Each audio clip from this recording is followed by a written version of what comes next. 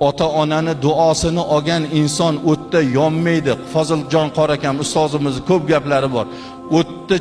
O'tda yonmaydi, suvda cho'kmaydi. Tegirmonga chiqsa butun chiqadi.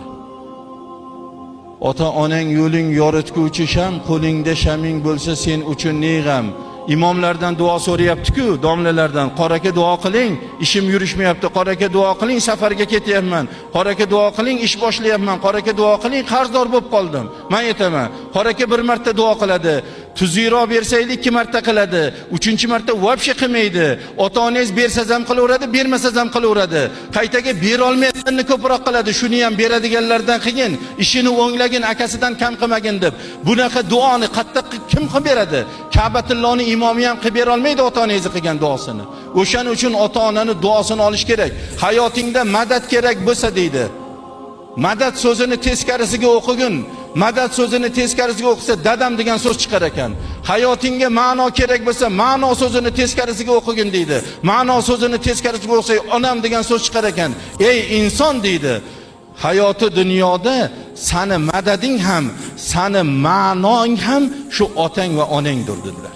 Boya bu akamiz aytdilar-ku, otasi bolasini yelkasiga qo'yib, kim zo'r deganda 2 marta men zo'r degandi. Nimaga? Otani borligi uchun shu gapni aytayapti.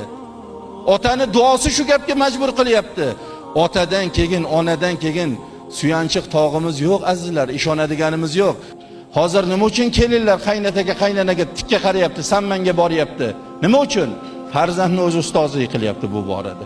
Otasiga qarshi gapiryapti, onasini chakagini o'chiryapti, aralashmang, meni ishimga aqlingiz yetmaydi deyapti, kelinning oldida, xotinning oldida qilyapti. Xuddi shuni ishga ketgandan keyin xotini qaynanaga shu muomalani qilyapti.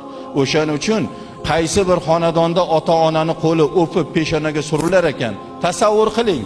O'g'lingiz keldida qo'lingizni o'pib, ota duo qiling deb duo so'rasa, nimani so'rab bermaysiz qani?